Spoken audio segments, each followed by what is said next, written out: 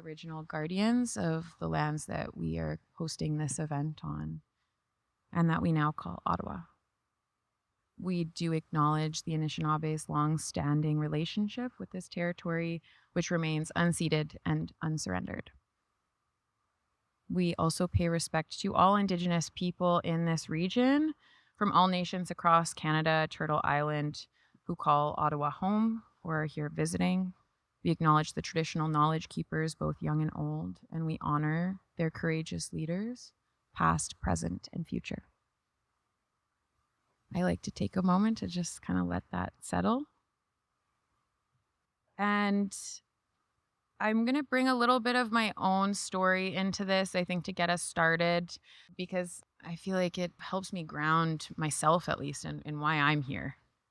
I am a lawyer at Ecojustice. I'm also of mixed Haudenosaunee and Scottish descent. I did not grow up in a traditional context. I have been on the slow and winding road of reclaiming my heritage and finding my own relationship to my indigeneity. And through that reclaiming, I have had the privilege of being taught about the Two Row Wampum belt. And as I was thinking about why we're coming here today, that the Two Row Wampum just really, really lays it out clearly for me. So I want to share a little bit about that. The Two Row Wampum belt is a beautiful beaded belt. It has 3 rows of white beads, and in between those 3 rows are 2 rows of purple beads. The purple beads represent 2 vessels, or a canoe and a ship, and the white beads represent tenets of a particular relationship. And this is a Haudenosaunee teaching, and the Two Row Wampum specifically I learned about in the 1600s through Haudenosaunee relationships with the Dutch. And so Two Row Wampum is really seen as the embodiment of an agreement. It is an agreement itself. It is the embodiment of sovereignty. So the white beads that surround the 2 vessels represent peace, friendship, honor. There's lots of different English words that have been used to describe the tenets that these white beads represent. There's also this everlasting foreverness of, until the end of time, we exist in this relationship, and it's living. And as I mentioned, the purple beads depict a ship and a canoe in the particular instance of relationships between Indigenous and European settlers. And so I have some quotes to kind of tie these pieces together.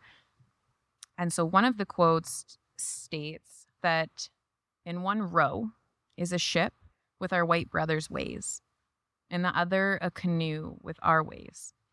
Each will travel down the river of life side by side. Neither will attempt to steer the other's vessel. Another quote describes the wampum belt by stating that together we will travel in friendship and in peace forever.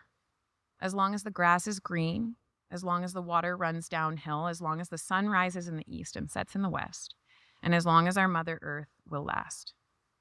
So essentially, the Two Row Wampum belt depicts and teaches us about what it means to peacefully coexist in relationship with brothers and sisters, with equals.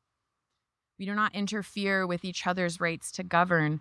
We are equals, both navigating the same bodies of water, and in co-navigation, we are in relationship. But we are not father and son. We are not parent and child. We are brothers. We are sisters. We are equals. And I think that expression of sovereignty is so sacred and special because we don't see that in Canadian law. We see glimmers of it, but that depiction of coexistence and legal pluralism is not presently the experience that we have as Indigenous peoples, as settlers here in so-called Canada, where Indigenous sovereignty is almost always subordinate to Crown sovereignty.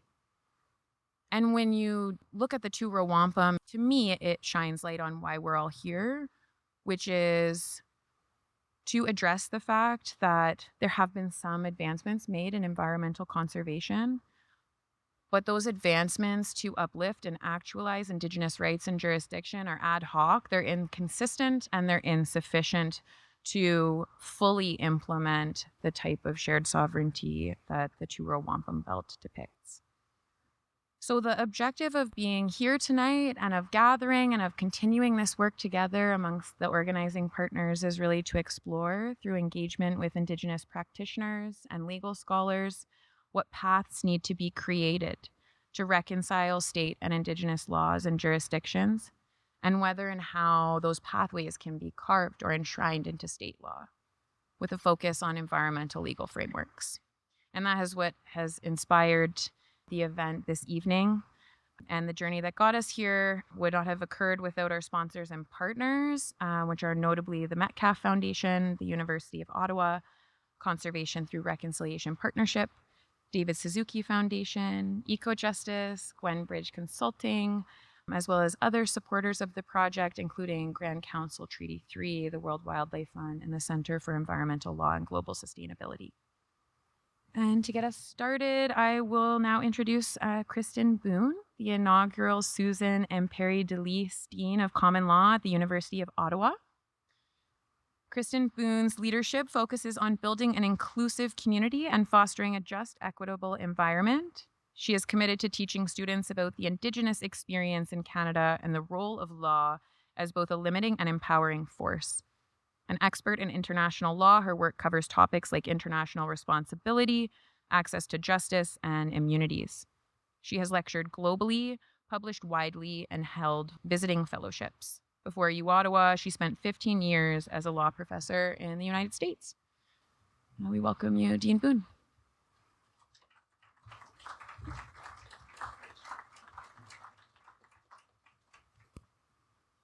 Thank you very much. Bonsoir.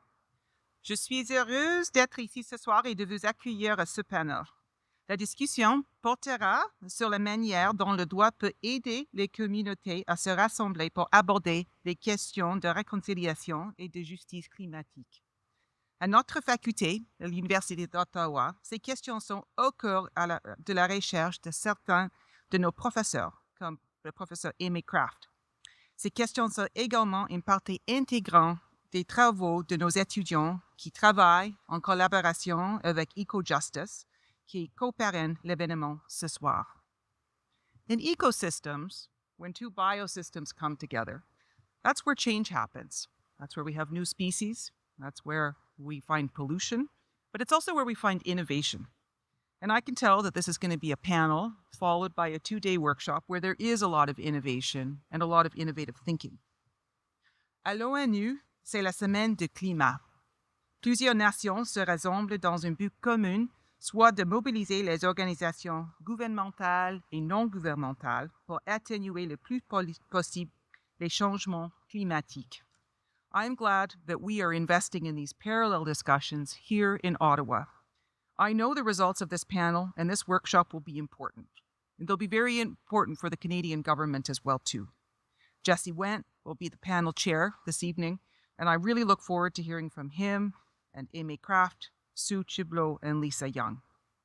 Our role here in Ottawa is to support the knowledge base of First Peoples, and Ottawa is extremely well placed to do this. I'm excited to hear what the presenters are going to come up to. This aligns with core values that we hold at the Faculty of Law at the University of Ottawa. Thank you very much. Have a good discussion.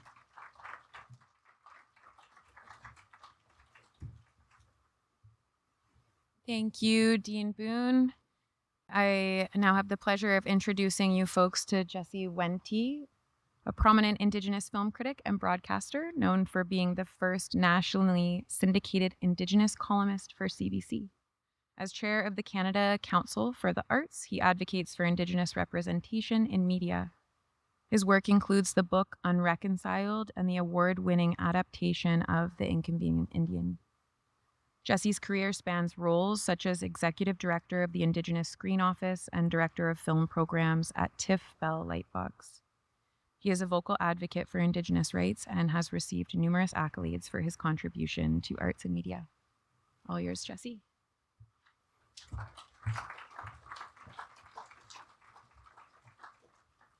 Thank you so much. I'm very delighted to be here, and I really look forward to the conversation with this very distinguished panel. Just by way to complete my own introduction, my name is Jesse Wente. I'm Anishinaabe-Ojibwe.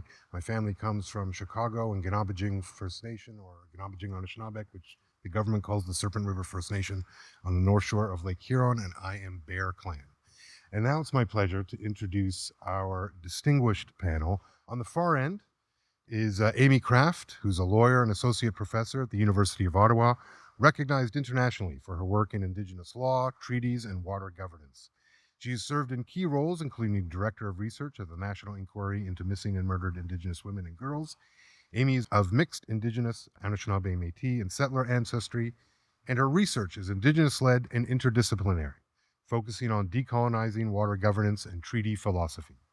Her award-winning books include Breathing Life into the Stone Fort Treaty and Treaty Words, which is a classic. If you haven't, for a kid's book, love that book. Next to her is Lisa Young, is the executive director of the Unama'ki Institute for Natural Resources, where she has played a key role in advancing Mi'kmaq natural resource and environmental issues. Starting as a biologist, Lisa has grown with UINR, leading initiatives in aquatic and natural resource management using a two-eyed seeing approach. She enjoys balancing her leadership role with family life and continues to be deeply involved in environmental advocacy across various sectors.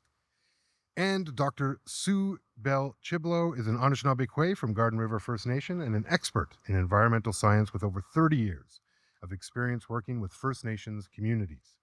With a PhD in environmental science focused on water knowledge, she serves as assistant professor at the University of Guelph and continues to work as an advisor on environmental projects and policy analysis. Sue is committed to integrating traditional ecological knowledge into modern environmental practices. Welcome to all of you, and I can't wait.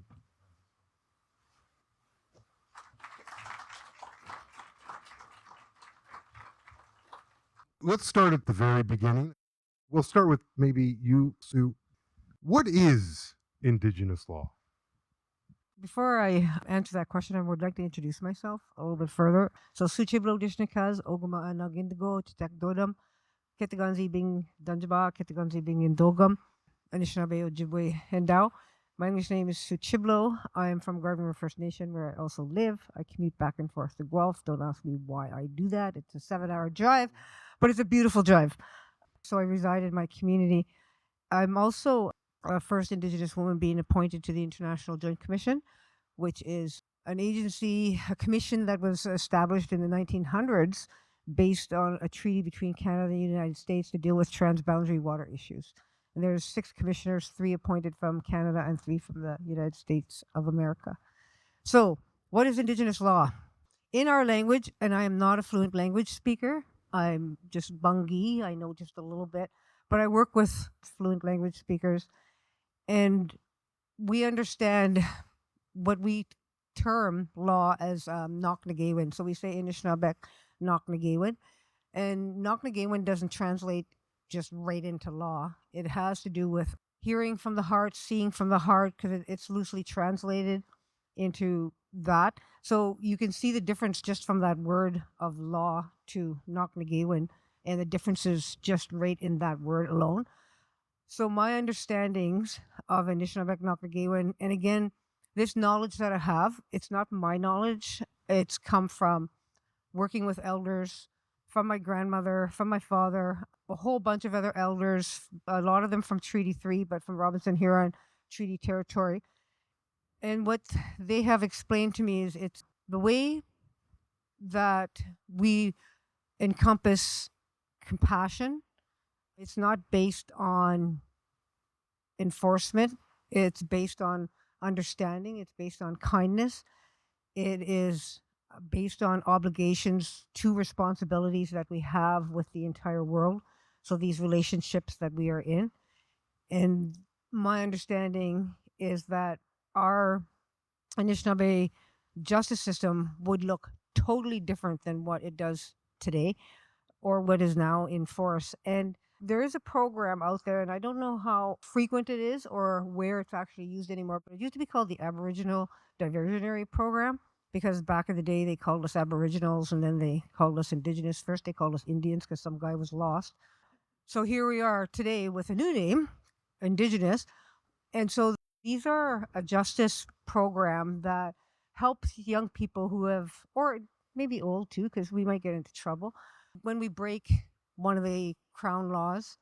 And we can sit inside this circle with the people that has been affected, including our own families. So say, for instance, I go out and, I don't know, steal somebody's $500 car, and I could go to this circle.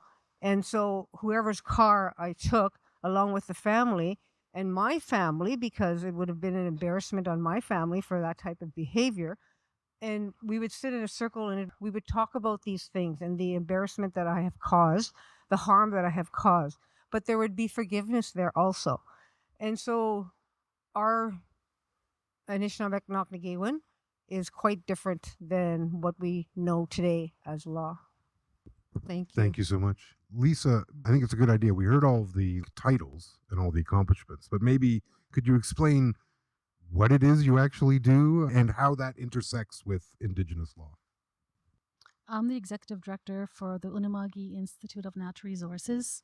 Like I was introduced, my background is in biology. So I started working for one of our home communities in Eskasoni right out of university. One of my first jobs was actually working at an oyster farm. And as our organization was just formed in 1999. And the need arose from a proposed dredging of our Bordor lakes. And our community was kind of put off by that and opposed to that. And I'll keep it short because it's a long story, but the gist of it is that some of our leaders went to the government and were asking all these questions about the impact that that would have on the Bordor Lake. How is it going to impact the fisheries and the species that live there? How's it going to impact the water, the flow? And the answer they got was that they really didn't know. But they were going to go ahead and give this permit for the dredging anyways because the company wanted to bring in bigger ships. They could haul out more gypsum. And we took them to court and we won. And the project was stopped, not before it was like 98% completed. But then there was this understanding that, well, you need to consult with First Nations. But to say that the reason why we created the Institute was because the lack of understanding of the lake. Well, the vision was, let's have our own Indigenous youth and people as scientists, as researchers doing that work. Because if the government is not going to be out there protecting our resources, then we have to step up and do it. So our organization now has grown. We have almost 30 people working for us now, and we have a lot of biologists and foresters, but we also work very closely with the community in bringing traditional knowledge and understandings and from our community, from the elders and the knowledge holders, or the people that we refer that are on the land, that still have relationship with the land and still understand the land, and they inform our work. And that work in turn, as a technical body to our leadership, we give them advice when they're at the table sitting with government, whether it be the federal or provincial government, talking about issues around mining or forestry or species at risk or species of concern. In that space, in that relationship, we support that work through science and traditional knowledge. So we have a lot of responsibilities in coming up with Indigenous management plans. We don't like to call it management plans, though we try to incorporate our own understanding and knowledge. So we're trying to change that narrative to say more things like the land relationship. So for us, that Indigenous law is to reconnect with the land, to have a better understanding of the land, to make sure our communities are revitalized. Cultural and language revitalization is a big part of our work because we understand that relationship that you spoke to and that responsibility is a big part of that reemergence of Nudaglim and how that informs what we do, how that guides us. Our values, our cultures, our belief systems guide our work, right? From my understanding, what I'm learning, that's ourself is like our understanding of natural law informs our own Indigenous law in how we conduct ourselves on the land, which then we have the fun job of trying to integrate that perspective into government policy, government legislation, and government management approaches. So that's what we do. Thank you so much.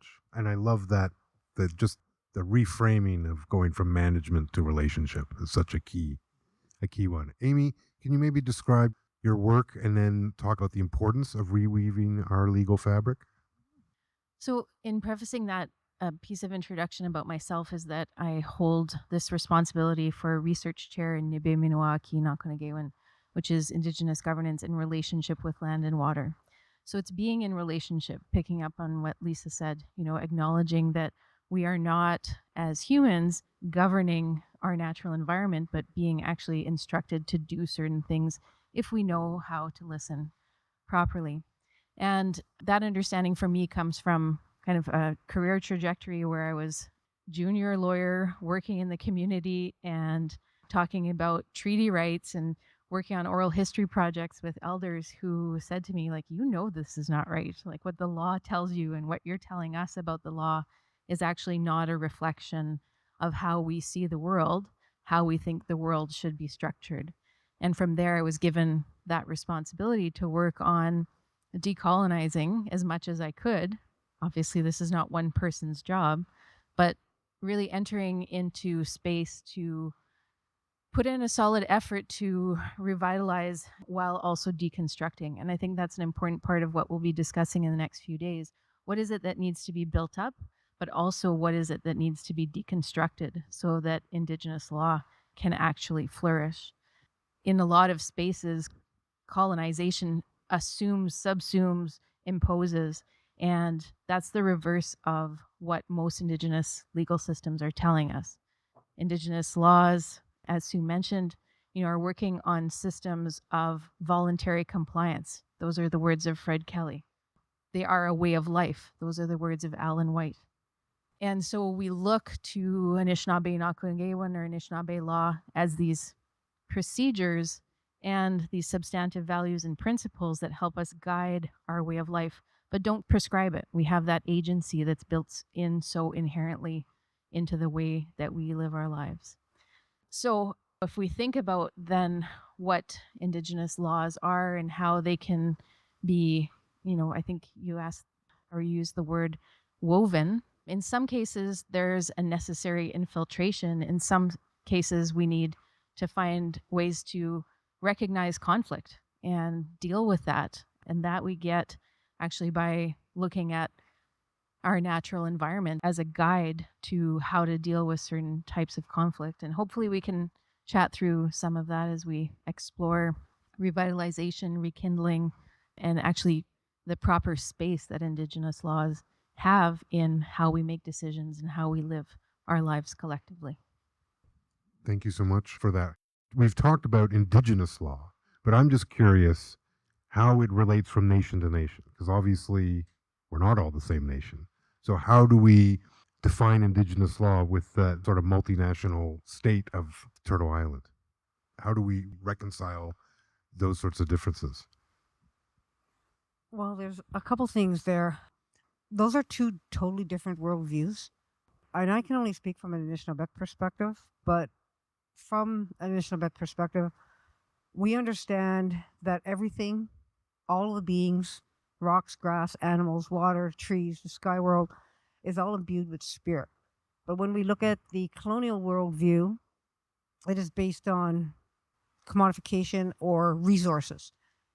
And even the English language is such a dangerous language because we think about that word it, 2 letters, but how it demeans so many different beings just by calling that being an it. So there's so many differences there. And how do we reconcile those differences? I think in many instances, there's opportunity to create space for Indigenous peoples to explain and explore and have conversations. And like Aimée mentioned, there's going to be conflicts. That's natural. How do we deal with those conflicts? How do we sit at the table and in a space and be respectful? The old people have always told me, Chiblow, when you're doing something, don't go down to their ivory towers. Go out, take them out onto the land. And I work with these elders. They call themselves the traditional ecological knowledge elders, even though they're fluent language speakers. And against my best advice to them to use the own language, they said, no, this is what we're going to call ourselves because people are familiar with that. And so their primary goal is to stop the use of herbicide spraying in forestry operations. So what happens in our territory, in our kitchen, in our education system, in our pharmacy, is forestry companies come in and extract trees, and they do what they call select cutting. So they'll leave one or two trees standing there all by themselves. And then they come in and they spray this herbicide, which is one of the main ingredients is glyphosate, and that attacks broadleaf plants. So that means that maple trees, birch trees, poplar trees, blueberries, anything that has a green leaf cannot grow. And then they go in and they make plantations. And if you've ever been into one of those spots, and I encourage people to find those spots and go sit there and just sit there and listen, you will hear absolutely nothing. It is dead silence. And that has a profound effect on you as a human being. And so understanding that these are why we're trying to protect the natural environment, trying to protect the lands, which includes the waters and the sky world, and being able to commit, do an action, and go sit in one of those spaces. And that's just one example. I'm sure there's many other examples, but like go to Sarnia and go sit down there on the reserve and look at that little creek that flows through their reserve and the amount of pollution that's coming up in the air. And you'll begin to understand how that actually feels and then why Indigenous peoples are so passionate about protecting the environment. So I think the different opportunities. We're in Ottawa. There's a nuclear facility up the road here somewhere along the river. So there's many opportunities that people can go and sit in those spaces and have those discussions with Indigenous peoples as to why they're so important. And I feel that that'll be part of the foundation of understanding Indigenous law, but also understanding Indigenous knowledge systems, Indigenous science. And when you're actually starting to do that, the old people always tell me it always begins right here. It always begins with self. Then it resonates out. So if we want to make change, we need to look in the mirror and what are we actually doing? What are you actually doing? Besides just having conversations, what are you actually doing to make that change happen? And so I think there's multiple opportunities for people to have those conversations, and they may be difficult and they may be uncomfortable, but uncomfortable is okay. It's okay to be uncomfortable. I don't know where somebody made a rule saying that if you're uncomfortable, there's something wrong with you. Like, I don't know where that even came from, but these are the type of things that I think that we can participate in and begin to understand. I'm always reminding people, just do your homework. You know, every single First Nation, and there's a lot of Métis nations, all have websites. They all have information on the website because we're not the same. And I think, Jesse, you mentioned that we are not the same. There's 633 First Nations in Canada alone. And the diversity of languages, it's so funny. Somebody thought that I could understand Haudenosaunee people. I can't even understand my own language as Anishinaabe, never mind Haudenosaunee people. Like, and then people out west. They would be so upset if we Oh. started speaking their language. And I can, even to pronounce the words, I'm just stumbling. Even with the Indigenous peoples that are across the mountains, their languages are so different. And so we are very diverse, but I think there are overarching principles that we have. And I think this is worldwide for all Indigenous peoples. And that goes back to, we all call the earth our mother. We are the baby of creation. Every being is imbued with spirit. So these overarching principles are always there. It's just the differences in the languages, our protocols, our ceremonies that are quite different. And I think that for me, in this day and age, there is absolutely no excuse for not to know something about Indigenous peoples because there are zillions of books out there. Jesse wrote one himself. Aimée's written a couple. And there's so many things on the internet, the World Wide Web. So there's really absolutely no reason in this day and age to say, well, I don't know. Because if you don't know, then there's something else going on. Maybe you don't have a computer, Some people don't. I know that. Or enter the internet. I'm one of them. I have a hard time with the internet. Yeah. So thank you. Thank you so much. I think that touched on something. Lisa, you mentioned that contrast in worldview sort of in your first answer. And of course, the law systems, Indigenous law as well as colonial law, sort of springs forth or is a part of that worldview. Slightly, I would suggest a different relationship in terms of culture and everything. So is it possible to weave those two things? Because they come from such a different understanding of the world. That's so interesting. So we work through our organization, always looking through the lens of Albert Marshall brought us the concept of two-eyed seeing, right? So that's the kind of approach we take when we look at the work that we do. But when you're talking about nation to nation, right? So I'll start with that, right? So you mentioned there's multiple nations within Canada. And you're right. There's an underlying thread for all Indigenous people across the world, right? With an understanding of how we fit on this land and that we are part of the land. We are not apart from the land, and that we have to conduct ourselves accordingly, right? We get that. That's not the same kind of concept that comes when you look at the different colonial and capitalism practices of non-Indigenous people. But what I think is, when you're talking about how do we get to integrating that, I think there needs to be space. So in Mi'kma'ki, we have our treaty, right? Our peace and friendship treaty. At that time, we were recognized as a nation, right? We were a nation. They made treaty with us. At some point in our shared history, Canada conveniently forgot about that, or didn't want to acknowledge it, or just plain just ignored it because they wanted to push ahead with their colonial capitalism agenda. Let's be honest.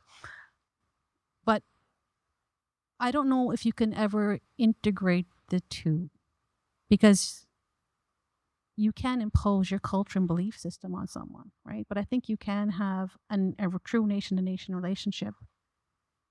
And how you get to that point is, first of all, you have to acknowledge the nations as such, because it's not going to be easy, obviously, right? But you have to give them the agency and the ability to sit down and co-create something, right? Whatever that looks like. And I think about that because so often when we're working with different government departments, it's like we have to constantly remind them that our Indigenous communities are not stakeholders. We're rights holders. And we don't have to be in line with a lot of the stuff that they do in terms of engage in community or engage in stakeholders or get an input or trying to get information from what I can say their constituents. We have our own government. We have our own people. Our leadership engages our community. They get their advice and they get their input, and we take different things in consideration than they do when we come up with our approach or our ideals or our ideal situation or what decision we would make in that instance, right? So sometimes what I envision at some point we need to be at is that our leadership should be able to come to the table as equals with government and sit and discuss how things are going to be done in an equitable way, right? Like how are we at the level of the playing field? Because right now it's very hard. There's a lot of work that's being done on different fronts, but it is inconsistent about incorporating Indigenous views or perspectives. When it's easy and convenient, it's done. When it's hard, it's not done so well. But if the government actually treated us as a nation that we were, right, they would be sitting down across from our leaders discussing things. And our leadership would be coming to their own conclusions based on our Indigenous laws and belief systems and community needs, right? That really, if they treated us as a nation, their government employees wouldn't even come into our community to talk to us. They wouldn't even come and talk to our organization, right? They'd be coming talking to our leaders, right? So I don't know if we're ever going to get to that point. I'm thinking in order for us to have true integration, that has to happen. But until then, we have a lot of good work that's being done on the ground through initiatives, different programs, different relationships that are being built when there's a conscious effort to do a two-white-seek approach to things. And in some ways, it is being integrated, it is being done. Like I said, but usually it's what the government calls low-hanging fruit kind of projects, right? So when it really comes down to big things, not so much. Most of the fruit they're interested in has already fallen off the tree. It's already there, and they're just sort of picking it up. That's an incredible vision, but I guess, Aimée, barring a constitutional process, which has always gone so well in this country, how do we bring about Lisa's, like, how do we get there? Like, you're a lawyer, help us. Because that feels like the vision that the elders talk about. Like, that was what they thought would come of this place. And yet we're here. So I'm interested in, like, are there success stories or are there ways that we can see a path through this? I think going back to original treaty theory, which is recognition as sovereigns and building relationships on that basis and renewable relationships. The groundwork is already set. It's just actually implementing it and recognizing it. And I think there's great hubris also in saying like there is a nation to nation relationship, even in treaties. There are nation to nation to nation to nation to nation to nation to nation treaties. These have been happening with non-human beings and entities on this territory far longer than there have been humans in this territory. So I think that's also important to recognize. And right now there's a couple things that are happening on the political legal landscape that help us maybe understand how acknowledging the agency of others, other beings, non-human entities, can actually help us as humans make better treaty relationships and actually live somewhere closer to nation between settler states and Indigenous governments. This week, there's a celebration of the 10-year anniversary of the Buffalo Treaty happening in Lethbridge and Kainai, and this is in southern Alberta. And the Blackfoot Confederacy has worked really hard to create, to negotiate, to make this treaty with the Buffalo at the table, with a seat at the table as part of the treaty, to honor the Buffalo, their relationship, their lack of preservation of the keystone species in their territory, and promise to, under that treaty relationship, return to the state of honoring the Buffalo's keystone role. So that's a beginning of what I think can lead to good collaborative environmental conservation initiatives or co-management or whatever we want to call it between those human-centric state governments, is to actually exercise good practice with our other relations. The other example I would point to is what's happening in my home territory right now. Lake Winnipeg just filed a lawsuit for recognition of its Section 7 rights to life, liberty, and security of the person. So a request that through that charter challenge and a recognition of Indigenous law within the territory, there be recognized rights to the lake. Building on that, there's some other work that's happening regarding the lake to build a water treaty for the whole of the watershed as well. So different approaches that are taking place. In some cases, we call this legal personhood or pursuits of legal personhood for non-human entities or water bodies. In the case of the water treaty, the nations that are helping to lead that have said, we don't want this Western mechanism of legal personhood to stand in the way of what we see as the spiritedness and agency of the water that's flowing from all these different spaces, and that we actually want to be guided by the water that's flowing in and of itself in ways that totally defy jurisdictional boundaries, physical boundaries, and geographic boundaries. So I think our human-centric solutions haven't been working all that well. We might need to look at other relatives to help guide us. That's really fascinating. I can only imagine how that goes when you're talking to government like that. But we have had a somewhat more sympathetic government of the past few years, and yet it seems there's still a lot of barriers. Maybe I'll start with you again, Aimée, we can come back this way. What are some of the barriers you see to actually getting to realize what you're talking about? Like, beyond just actually saying that in a room full of government bureaucrats and expecting them to understand, but beyond that, like, what are you running into on the ground that's blocking progress? Money, power, and process. A lot of decisions are motivated by financial considerations. I think we know that in this room, and power associated with that money. I write a lot on hydroelectric development within my province and the problematic relationship that has as a crown entity, and then how we then consider, we even, I would say, bend our moral values in making decisions through sustainability lenses and environmental lenses to actually take into account financial, socioeconomic interests. So these sets of values kind of get conflated in the process of how these decisions are made. We create bodies that have kind of high ideals and aspirations in name, but then are stuck with the consequences of having to deal with power imbalances and ultimate agendas that are driven by profit.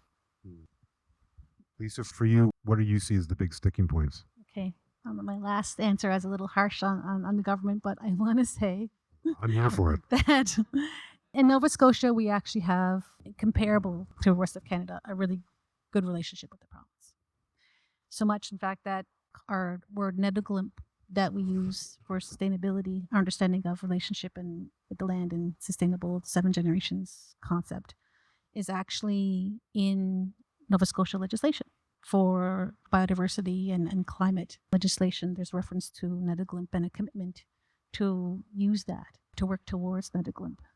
Saying that, the level of depth and understanding from the government side of what that actually means in terms of it being a nice term or a definition of sustainability versus the underlining understandings of Indigenous law and values and belief systems that come with that as a knowledge system. Not quite there yet in understanding, but it's there. So the space is there. So there has been actually a lot of work that's been done with the province in helping to do a lot of work. And some examples is we do have a co-governance table with the province in the creation of the management, or we don't want to say management, the land relationship and stewarding our IPCA as an example, right? There's a Mi'kmaq Forestry Initiative where our communities have actually been given forest utilization agreements to give us the space to reimagine what modern commercial forestry would look like through an Indigenous lens, and it to be guided by the land itself as opposed to having industry or profit kind of drive the type of forestry you're doing. That's what an IPCA is? No, an IPCA is kind of like a concept, really. It's the Indigenous Protected and Conserved Areas. So IPCA in itself doesn't have any legislative or legal kind of teeth. It's a way of framing and creating space and momentum and movement and for Indigenous-led approaches to conservation within the pathway to target one, the 30 by 30 space. To say that colonial perspectives around protected areas are problematic, to say the least, and that Indigenous perspectives and approaches to land relationship and protection have value, and there needs to be a resurgence of that kind of approach. So that was kind of framed in this idea of IPCAs and support for Indigenous communities to create space to reconnect with the land and resurgence or reemergence of Indigenous approaches to conservation and Indigenous law and language and all that. So we actually have space and commitment from our province to create those. Aimée, yeah. Oh, yeah. But I just want to get to the thing about, I'm trying to, what was your question about, I was making a point. It was the barriers. The barriers, thank you. That beside all that, some of the barriers, back to what you were saying about, and some of the work that we're doing, even though there's a commitment from the provincial government to do some of this work, some of the barriers to this work has always been the existing provincial legislation around things like mining and mine exploration, and they have to make sure, even though they want to commit to doing that work with us, they have to still consider that. And how is that going to impact mineral rights, and how is our work going to be impacted or be deterred because there's already commitments for forestry tenures in this space, right? So trying to juggle between how do we live up to all those commitments the province have done and pass legislation that was totally built on commodifying the natural resources, and then live up to this relationship that they're trying to build with us. That's a barrier. Yeah, I can imagine the whiplash they must feel going from thinking about creating generational wealth to thinking about 7 generations of conservation. Aimée, you wanted to add? Yeah, I just wanted to add to what Lisa was saying on IPCAs or IPAs, Indigenous Protected Areas. I think they're not only a space in which Indigenous law can have an impact and like taking back space, but it's also a place, because it's conceptual and it's kind of like a federal government program that has some funding attached to it. It's also a space where there can be withdrawal of certain things that have been imposed historically within what Canada considers to be Crown lands. So I think that just as important as, what comes into that space in terms of recognition of Indigenous jurisdiction and authority, it's also really important to note what can be taken out of those spaces, what can be removed from how the Crown sees Crown lands as resources. So you're talking about removing jurisdiction or governance law, not resources. That's right. Yeah. Yeah. Sorry if I wasn't clear about that. No, I just want to make sure everyone understands. Yeah. And quick question, I'm going to throw it out because I'm really fascinated by this whole IPA. What is stopping us from just, say, turning all current Crown land into that? Because it's all stolen. Like, Crown land's not a thing. It's just bullshit. So couldn't we just advocate that whatever they're, like, all that stuff that in theory they're holding back, that just now becomes an IPA and no more Crown land? That's great. Great. That's your homework, folks. Do that test next week. Sue, what about barriers for you? What have you experienced and how have you found to work around them? I think some of the biggest barriers is the lack of understanding. The lack of understanding of Indigenous peoples, or the lack of understanding of non-Indigenous peoples to Indigenous peoples. So the lack of understanding of the true history of Canada. I think it's legal scholar Sharon Venn who said that there's one of the most important truths to remember is that as Indigenous peoples, we were here occupying these lands with our own language, our own laws, our own governance systems. We were doing that. And that truth is not taught. And it's not taught by the educational institutions. And maybe it has changed a little bit now, but I still get students in my classes that are absolutely angry at their parents. And I tell them, don't be mad at your parents, it's not their fault. Or the high schools because they knew nothing of Indigenous peoples. And we're in the year 2024. So the education system is absolutely failing. And that is a huge barrier. How can we begin to work together when we don't even understand one another? And, I think it was an elder in Treaty 3 that talked about that. And he had said, as Indigenous peoples, we've mastered everything that the colonial peoples have brought into these lands.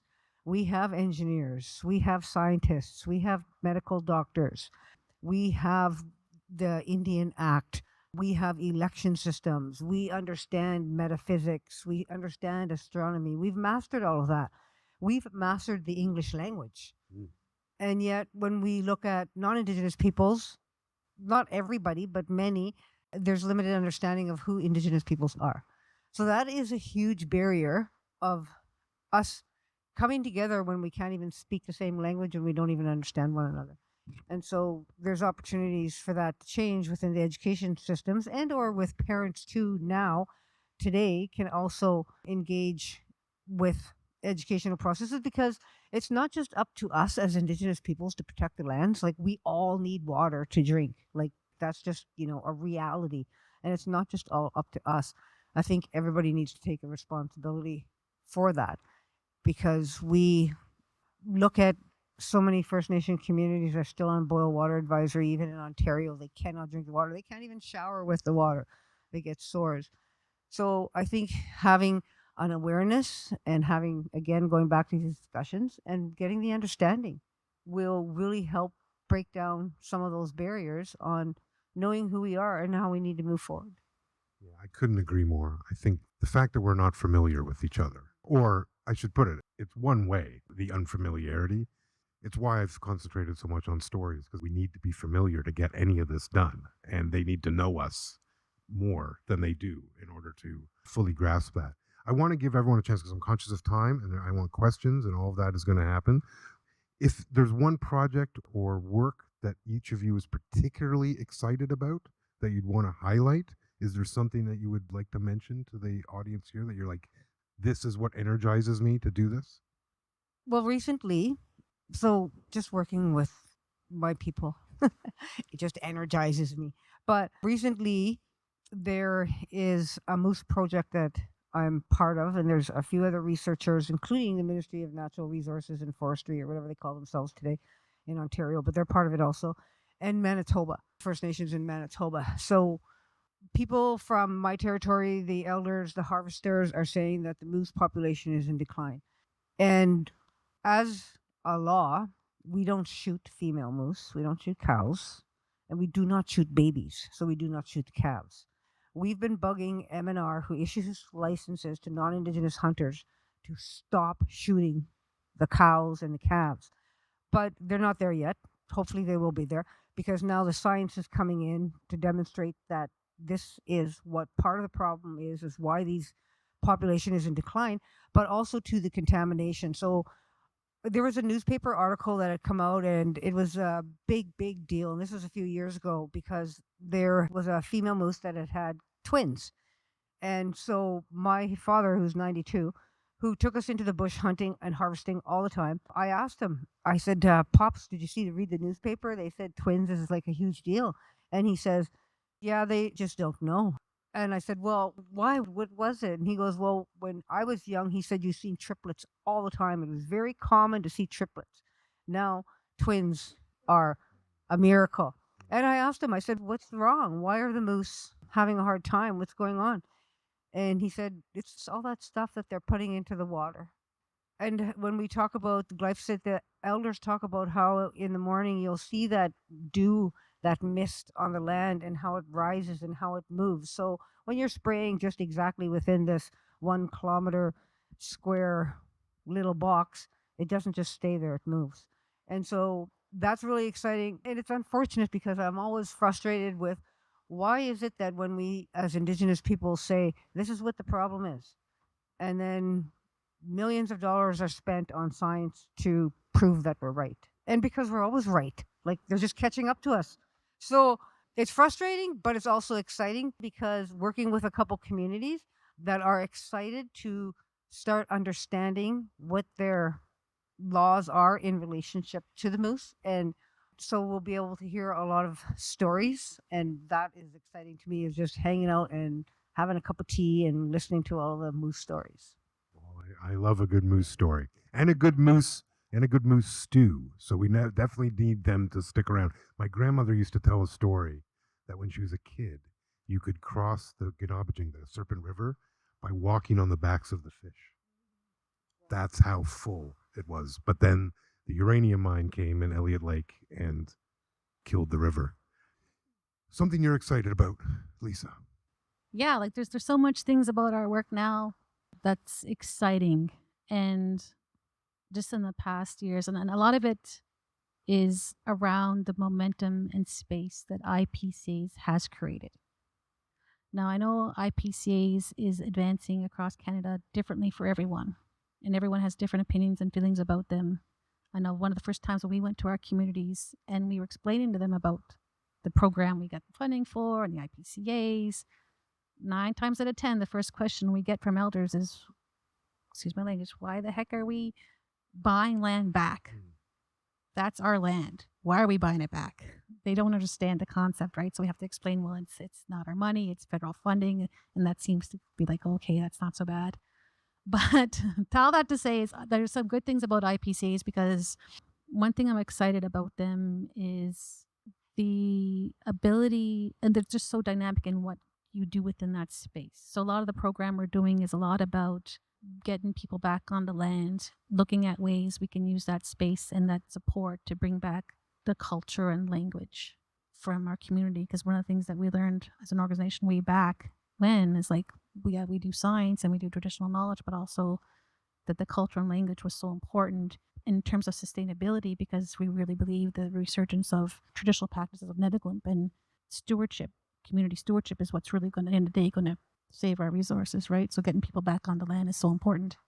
That provides space for that. Also, there's some exciting new research we're doing around biocultural indicators and some work around like just nature-based solutions for climate. Just kind of like, again, what Indigenous people already knew, and then just showing is that the land itself is really the answer, right, to all our problems around climate change and biodiversity loss and things like that. And allowing Indigenous people to have a relationship with the land, and showing that us being on the land and the land supporting our culture and our way of life is a true indication of the health of the land. So using those kind of concepts to integrate that into the research we're doing and the work we're doing. It's an interesting space to be in right now. So yeah. I love that. What about you? Okay, I'm going to geek out for a second here. All right, I'm good. I'm really interested and excited about transboundary and interjurisdictional water governance. Oh, yeah. So what does that mean? And there's like a particular project that I'm thinking about that I'm super excited about.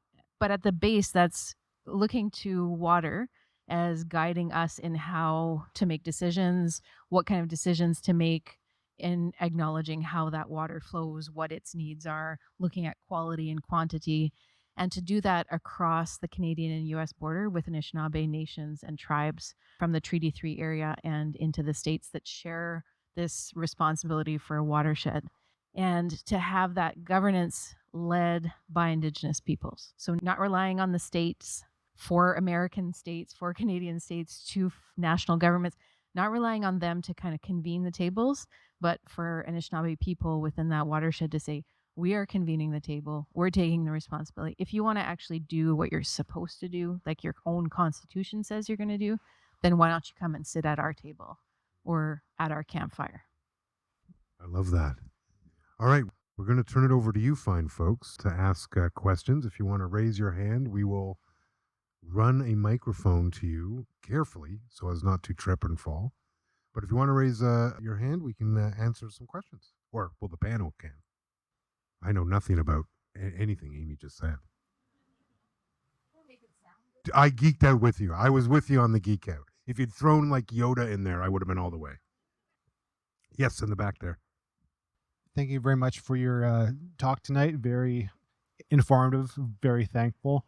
I'm curious regarding this discussion specifically around Indigenous protected and conserved areas, specifically regarding transboundary issues too when it gets international. I'm curious about, I'm kind of developing this question on the fly, so I'm curious about it too.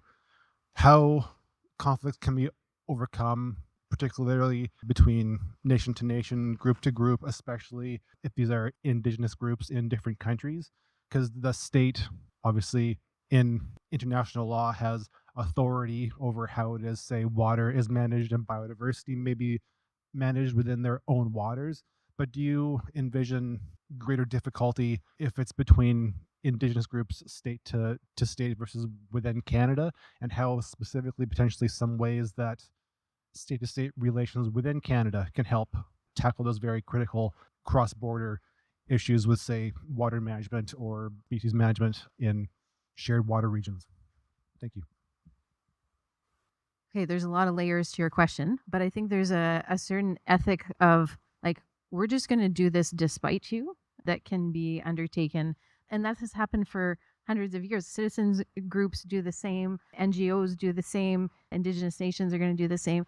But I think where people can come together around the despite you is saying there's always a space for that to be collaborative, but it has to be based on a similar set of ethics, right? The core values of it. And that's where that question you're asking, Sue, about like, do they understand us, is so important, because if there isn't a base understanding or a common point, you can't actually collaborate.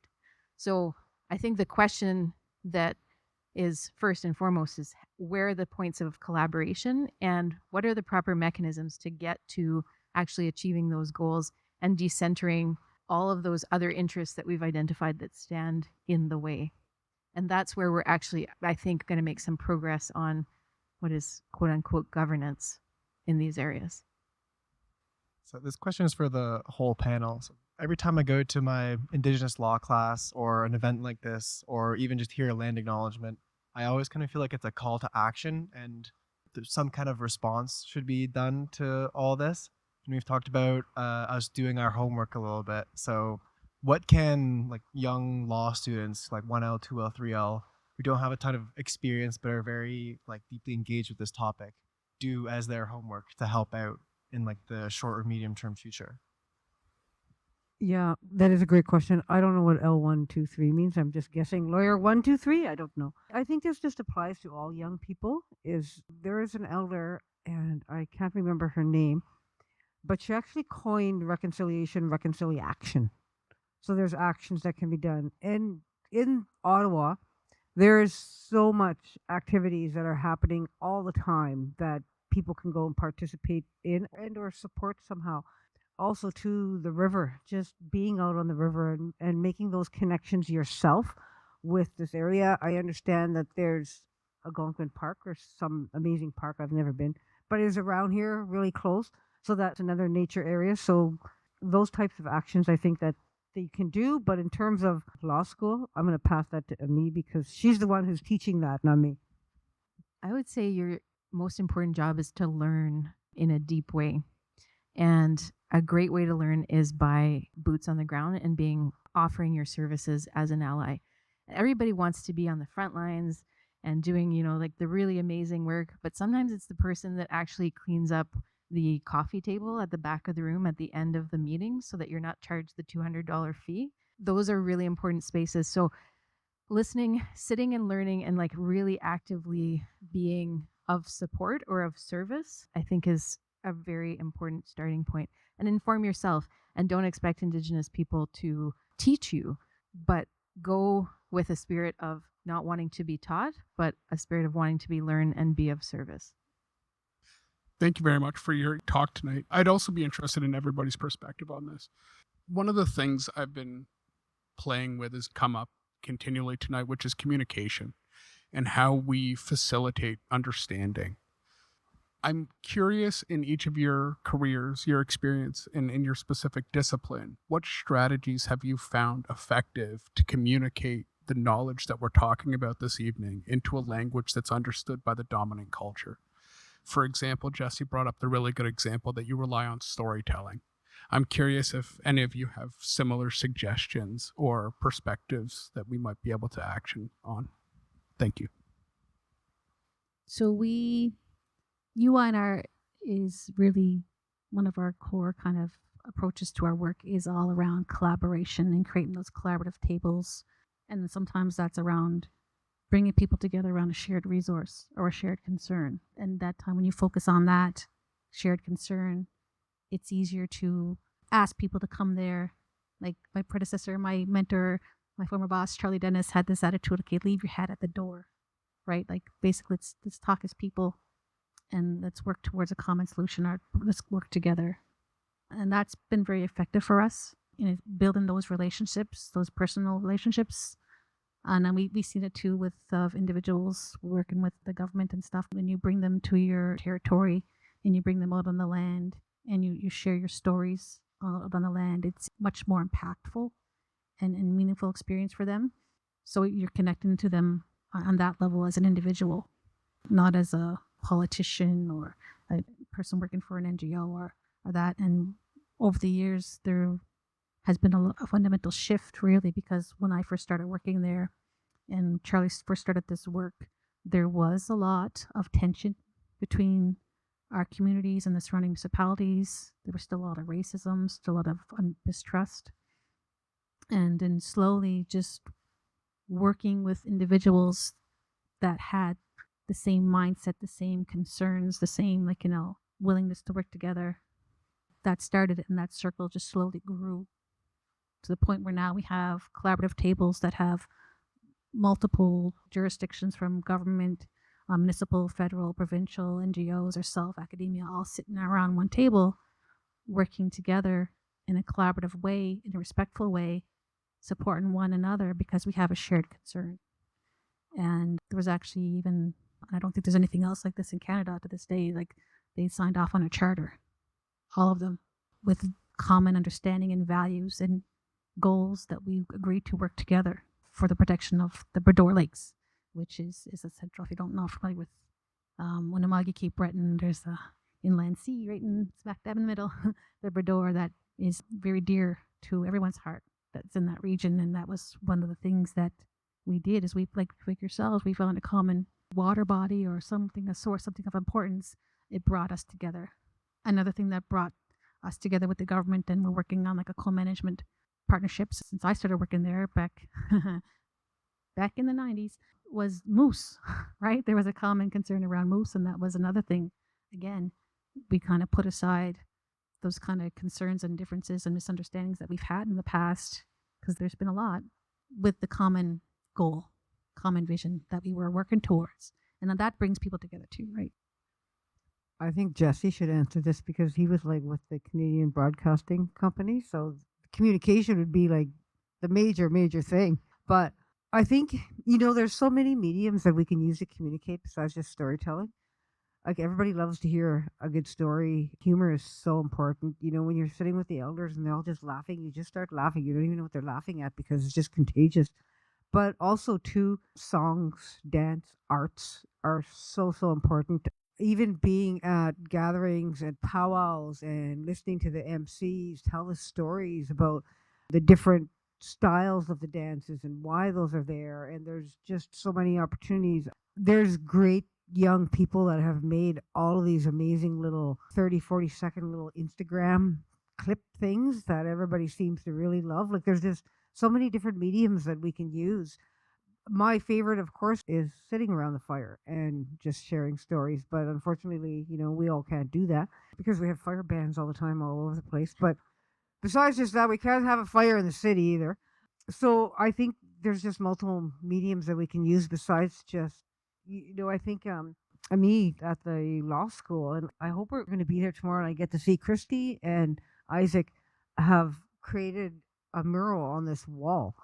And so like even things like that, I think are just having those more visible, but then remembering that you just can't take a picture of it without asking for permission from the person who actually created those.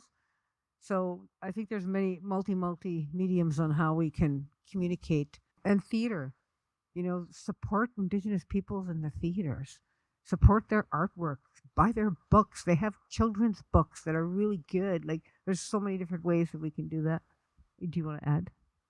I don't have much to add because you've captured so much in that. I would say, okay, well, first of all, I want to premise this by saying right now in my mind, there's a story about moose because my family's out hunting moose. And I've heard the word moose like 25 times this evening. So I feel like there's this very dramatic foreshadowing music that's playing about like the moose that's coming home that I'm going to see when I get back. So that being said, film. And, I want to recognize Rachel Plotkin, who's one of the co-organizers of this session. And we worked on a series of films about land back and treaty relationships together and really hearing those voices and all those different perspectives and putting them together in ways that we hoped would help people understand, but also activate from there. I would also add gathering on land. So every year we have a NIBI gathering in my territory. Getting people together to share in their stories in all kinds of different ways, I think is exceptionally powerful, and doing that in natural environments and spaces. And the third thing and last thing I would add is language. Actually being present in language as a means to understand and activate, because when you say certain things in a language, there's a whole lot of meaning. And there's a whole lot of people that aren't in this physical realm that are hearing that and helping us to move things forward. So language is an absolute must. And a good meal also helps. Food. Yeah, definitely. I really appreciated your point around money, power, and process being obstacles, and also related to the point about forestry and glyphosate. And yet last week I was with the forestry industry at a conference here in Ottawa, and a real genuine, I think, not amongst all people, but I think quite widely, appreciation of Indigenous knowledge and approaches to that industry as an industry in crisis that really needs to turn the corner. And yet, when I look at folks just down the road here on Parliament Hill, there are those that look at things like IPCAs as a threat to taking huge swaths of land out of commission.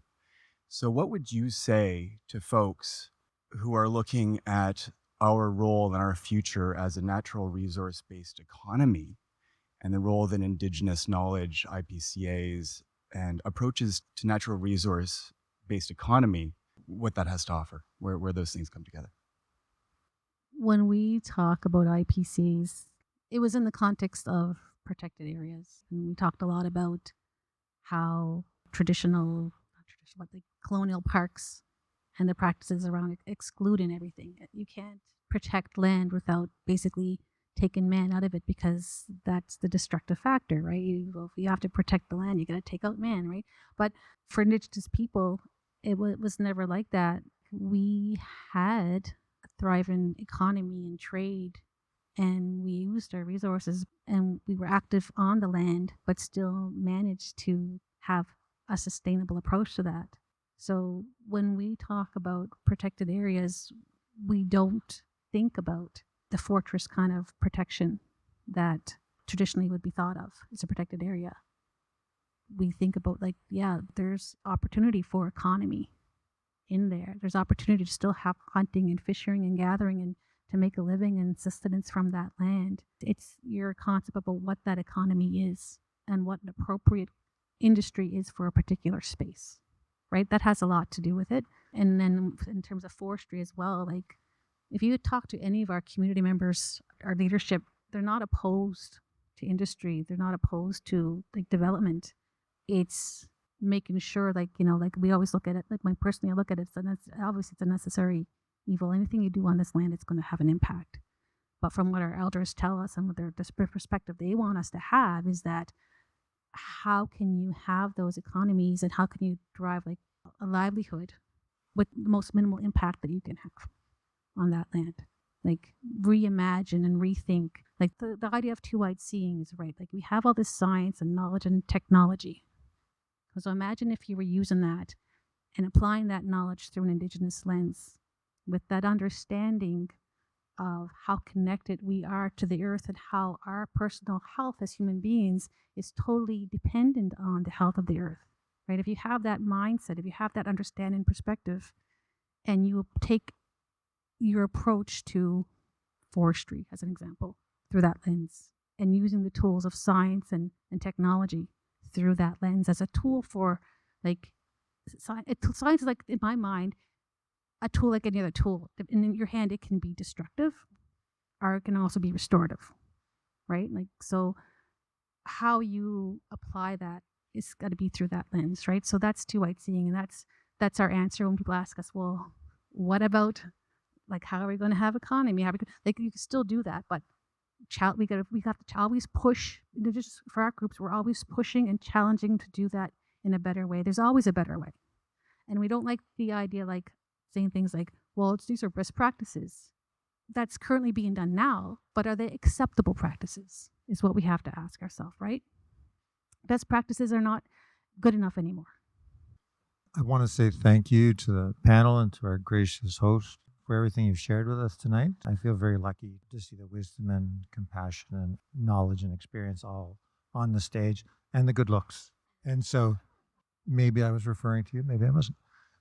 And so we're very lucky. But I want to ask a question of the panel. If I can paraphrase a bit from the RPAC report on the definition of reconciliation, that is the setting aside of differences, the resolution of conflict, it would seem that the goal of reconciliation is then incongruent with the idea of sovereignty, because the Crown's aim in reconciliation is to cement its claim to sovereignty over these lands. So it seems to me that we can have true reconciliation or we can have sovereignty, but we can't have them both at the same sitting. So I welcome you to disagree with me if you think that's incorrect. But if not, which would you prefer? Nobody wants to take it. Nobody wants to disagree. Which one would I prefer? That was part of my dissertation, is talking about reconciliation, resurgence, and all that fun stuff with fluent language speakers. A lot of them are fluent language speakers. And this is where I've learned that there's that huge differences that come from the language. And because in our language, you can't say reconciliation. One of the elders said, it's like Grexidone, is you're putting things right. It doesn't actually mean, so when you think about that word reconciliation, and then when I think about people like Sharon Van, Peter O'Cheese, all of the teachings that they have shared, Linda Toulouse from our territory, Ray, Joe Jones, all of these people, even that word sovereignty can't be said in our language. So it's just even thinking about those. And for me, it's about living the teachings that I've learned and being kind, which sometimes is really difficult to do when you're driving in traffic, but really, really trying to be kind in everything that you do and living those teachings, living Anishinaabe-Métis, and not trying to be in that world and saying, oh, well, I need to decolonize and I need to reconcile and I need to indigenize and all these beautiful words that have been the flavor of the day. Because when we think about, you talked about, it was Royal Commission on Aboriginal Peoples, right? You said RCAP? Yeah. And that stemmed from a conflict. And it was the Ipperwash inquiry where a police officer was killed. So then this government spent millions and millions of dollars to try and figure out how to resolve this conflict.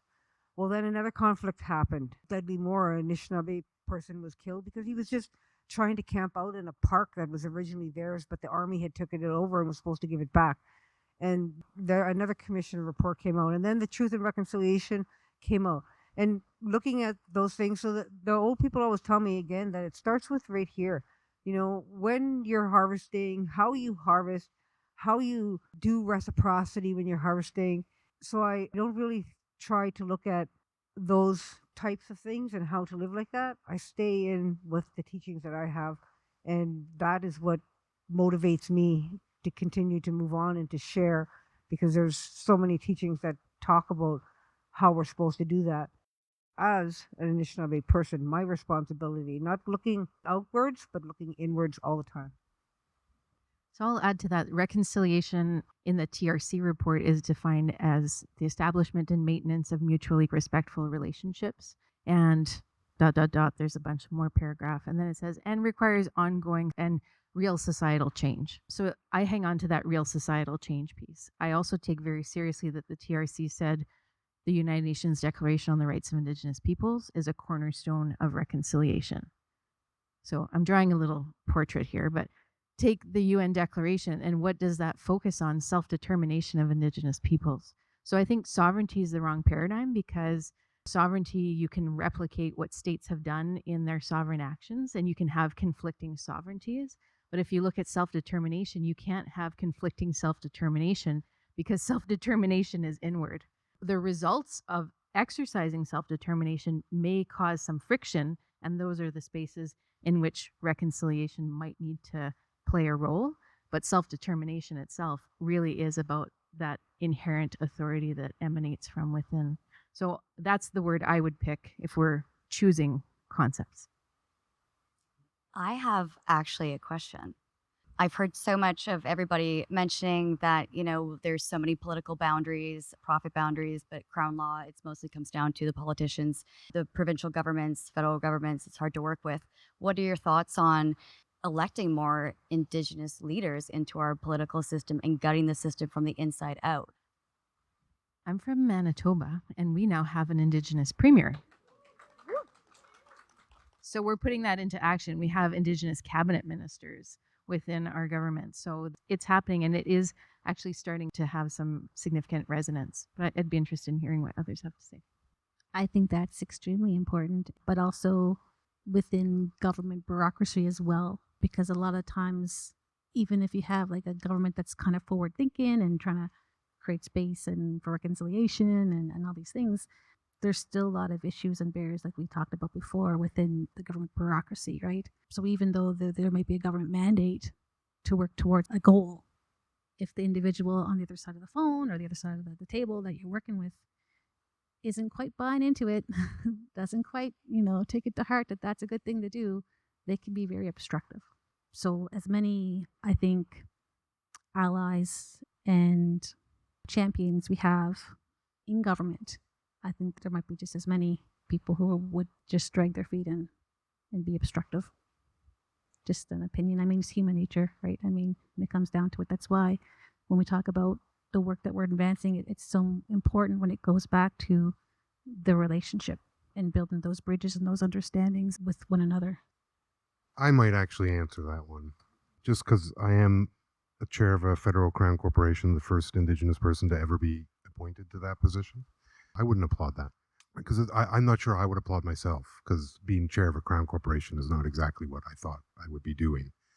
Obviously, given my career, which has mostly been involved in working in colonial institutions and colonial systems, I believe that is necessary work and very important. I would also be the first to admit it is incredibly harmful. So while yes, we need it to happen, and especially in the bureaucracy, because I've now been working with government for a long time, that's where shit actually happens. The politicians, honestly, who cares? But like in the bureaucracy, you need folks that are actually going to do this stuff, and it would be great. And frankly, yeah, we need more genuine Indigenous people in the bureaucracy.